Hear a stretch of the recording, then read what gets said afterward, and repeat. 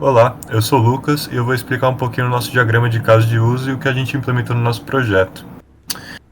No nosso MVP, a gente implementou principalmente a visão do piloto, onde ele pode iniciar uma corrida, que nem está escrito em um dos casos, finalizar a sua corrida depois de percorrer o seu trajeto, gerar o relatório com algumas estatísticas sobre a corrida que ele fez, seguir a pista enquanto ele está na corrida. E a gente também fez o sistema que o piloto consegue adicionar e remover pistas, que seria uma mistura com a função do cartódromo para explorar isso no MVP. Agora, no outro diagrama da visão física, no diagrama de deploy, como eu disse, no nosso MVP a gente explorou principalmente as funções do piloto, que é o core do nosso aplicativo. Então, a gente fez basicamente a interface do piloto na camada de aplicação. A interface do catódromo seria também vários aspectos que já estão na interface do piloto, como por exemplo a manutenção das pistas, que o piloto vai ter acesso nesse MVP nosso. Na camada de aplicação, a gente fez o serviço de autenticação para o piloto só ter acesso às suas pistas e a gerenciar as suas pistas e os seus dados. Fez a API para salvar isso no nosso back-end feito em Java. E depois as outras partes de gestão de corrida, gestão de usuário também estão no nosso back-end. Agora, o nosso banco de dados está salvando todas as pistas, gerenciado pelo nosso projeto em Java, né? E é basicamente isso. Tá. Agora, meu nome é Gustavo e eu vou apresentar um pouco sobre os diagramas de atividade, de comunicação e de estados. Começando pelo diagrama de atividades, que ele mostra o fluxo de ação no sistema. O fluxo começa com o piloto abrindo o app e iniciando uma corrida. O sistema verifica se a geolocalização está ativa e, caso esteja, a corrida começa.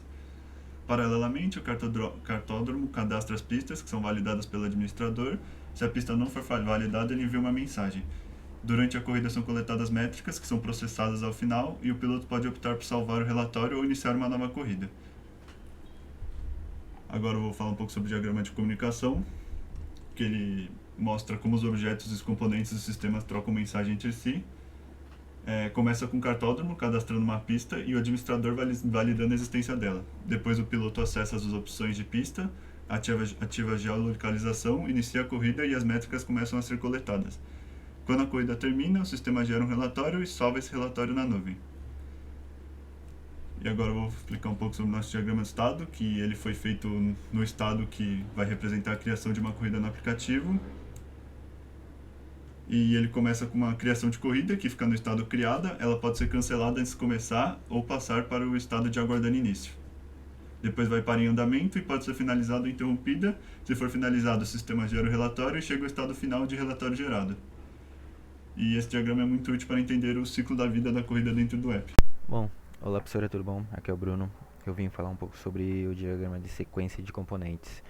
Começando pelo de sequência, temos dois atores mais os mesmos, vão fazer a mesma função no aplicativo, sendo o dono da pista e o piloto, tá? Vamos começar com o aplicativo iniciando a corrida, e nisso o aplicativo vai trazer para o servidor carregar as pistas.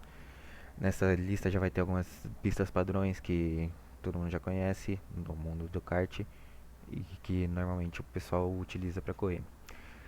Nisso, o servidor devolve para o aplicativo e o piloto seleciona a pista. Caso não tenha a pista que o piloto ou o dono da pista queira, aí ele vai poder solicitar a inclusão da pista. O aplicativo vai devolver para o servidor, verificando se tem essa pista ou se realmente vai ser uma pista nova. Nisso, vai voltar para o piloto ou dono para solicitar a inclusão. Ele vai entrar em contato e mandar as métricas da pista, tudo certo, nome, toda essa burocracia. Depois disso, selecionou a pista, tudo certo, vai notificar para ativar o GPS para poder começar a coletar as métricas. O GPS ativado, vai começar a registrar as métricas do piloto quando iniciar a corrida. Iniciou a corrida, começou a contagem de tempo, velocidade, volta, tudo isso. Depois disso, o piloto correu lá, terminou a corrida, ele clica em finalizar a corrida, vai ser finalizadas as métricas e a corrida será finalizada, junto com as amostragens das métricas dele, tá bom? Agora vindo para o diagrama de componentes. A gente vai ter a página inicial do aplicativo, vai ter a interface do piloto, do dono do kart, e a interface do administrador. Nisso daí, a dona do piloto e do dono do kart vão ter a seleção da pista, ou o cadastro da pista. E se tiver a pista, vai iniciar o GPS e iniciar a corrida. Nisso, vai ser acionada as métricas tempo e velocidade junto com o início do GPS e início da corrida. Acabando isso, a corrida finalizada, vão finalizar as métricas e vai ser exibidas as métricas com tempo, volta, todas as informações que o piloto precisa.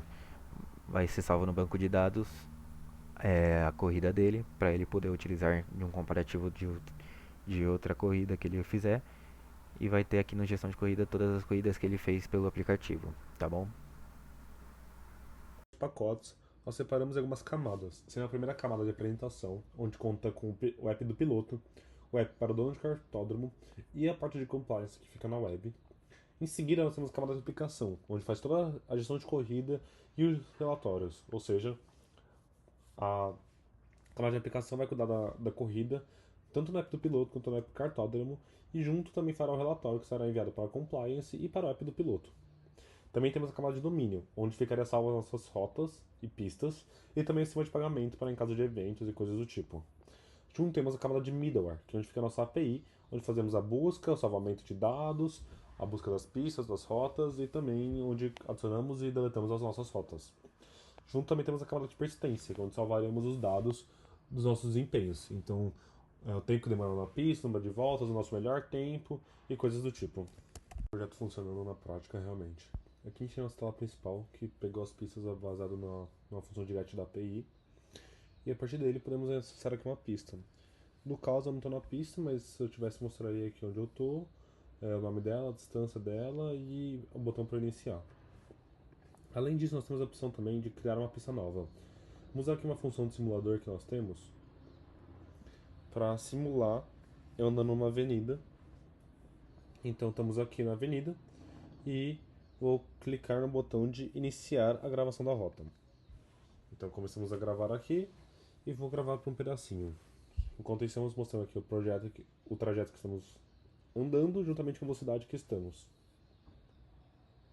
Bom, acho que é o suficiente, podemos finalizar. Gravamos o percurso, podemos mover a distância, o tempo que a gente demorou e colocar um nome como entrada rodovia.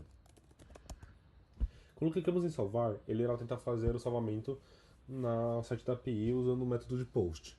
No entanto, como requisito não funcional, se estiver sem internet ou o usuário perder a localização, perder o sinal, ele não vai apagar a pista, ele vai salvar local e assim que tiver internet ele vai mandar salvar na API.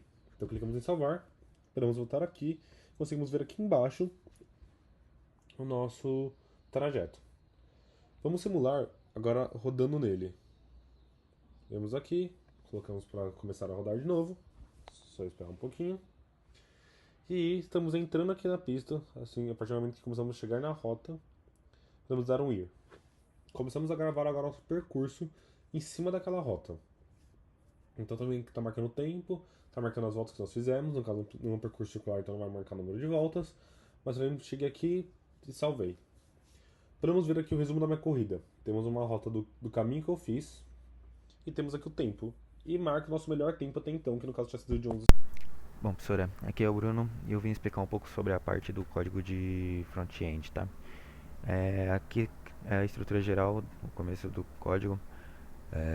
Aqui tem os arquivos principais. O API é a parte do aplicativo que vai montar o objeto com as informações da corrida. Então, nome, distância, melhor tempo, tudo vai ser recolhido aqui e vai ser enviado para a API externa, que é o back-end que os meninos estão fazendo. E também tem o route post, que aqui vai ter a estrutura que vai representar a rota. Então vai conter o nome, a distância, o melhor tempo, a longitude e tudo isso daqui. Dentro aqui do arquivo principal a gente tem alguns arquivos é, como timechamps que também são importantes. É, querendo ou não, a gente tem a parte de delegates que vai ser a parte que cuidam do ciclo da vida do aplicativo. Então, gerenciam a parte de geolocalização, capturando a posição. Então, vão ser essa parte principal para cuidar do aplicativo. Aqui estou mostrando a tela deles rapidinho. Então, logo depois disso, a gente vai para o models, que querendo ou não, tem arquivos que é o modelo de dados da corrida. Então, eles vão armazenar os pontos, calcular a distância, é, deixar salvo as informações do piloto, tudo aqui. Já na parte de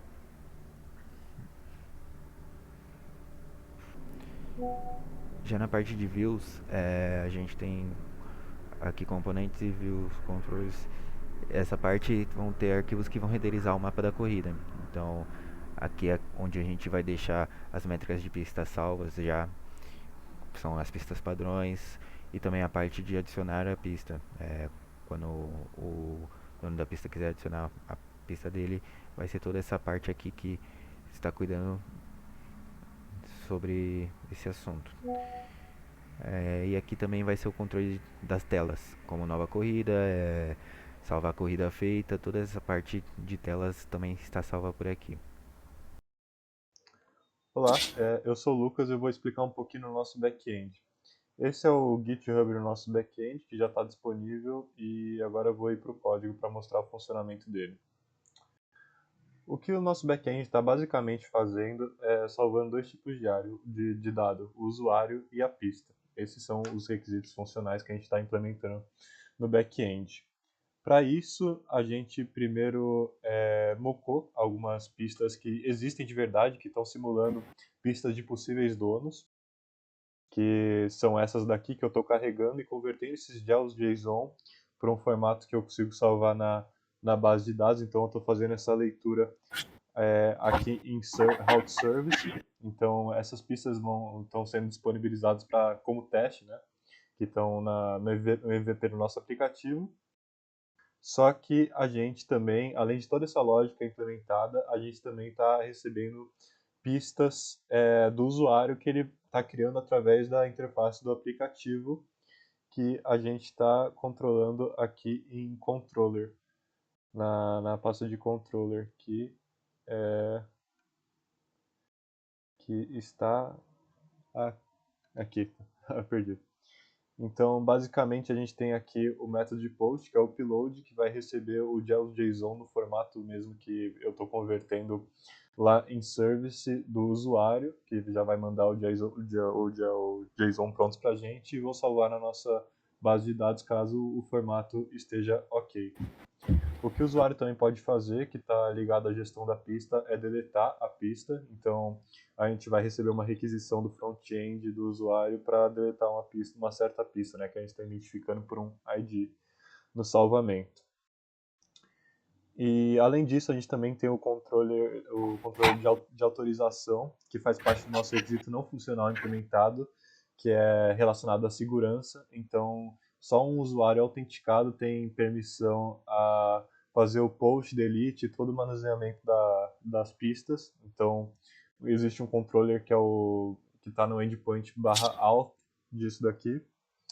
E a gente implementou isso por meio do JWT, né? Então, o usuário precisa se cadastrar, ele precisa receber um token que demora 1 hora, tem a duração de 1 hora, e a gente está fazendo toda a filtragem dessa requisição aqui, né, o tempo do token e a configuração do token, para saber se o usuário vai ter acesso ou não à informação que ele está buscando acessar. Então, o nosso requisito não funcional foi basicamente focado em segurança. Aqui é toda a inicialização do JWT, né, a configuração da segurança que a gente está fazendo, né.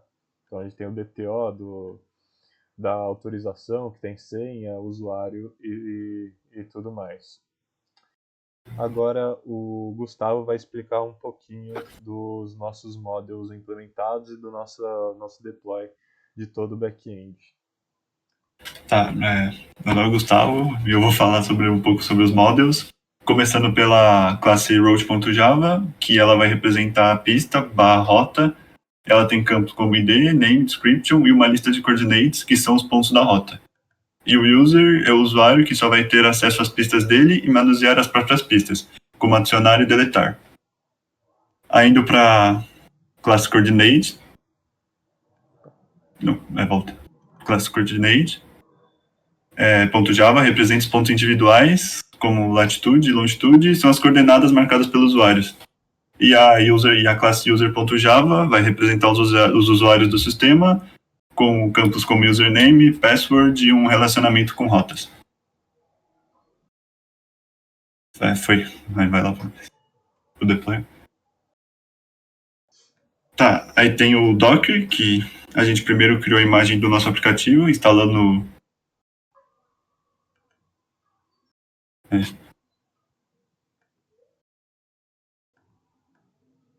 Tá, começando de novo, tem o docker.file, que é o arquivo Docker, que primeiro a gente criou a imagem do nosso aplicativo, instalando o Linux, o Maven e o Java, e depois a build do nosso aplicativo. Ele é usado para equalizar o deploy. Indo para o deploy, aqui é o console da nossa aplicação, que está deployada na nuvem, no render. E para a base de dados. Isso, e essa é a nossa database, base de dados armazenada na nuvem também. Certo. Vou fazer um pequeno teste aqui sobre o funcionamento da segurança que eu tinha comentado, né? Basicamente o get de routes, que qualquer um pode ter acesso às pistas desse usuário criado, só que se, por exemplo, tentar fazer o upload da pista, ele não vai conseguir porque ele não tem essa autorização e não está logado. No meu caso, como eu não estou logado, eu recebi esse erro, mas na nossa aplicação no front-end está autorizado e vai ser possível realizar essa operação.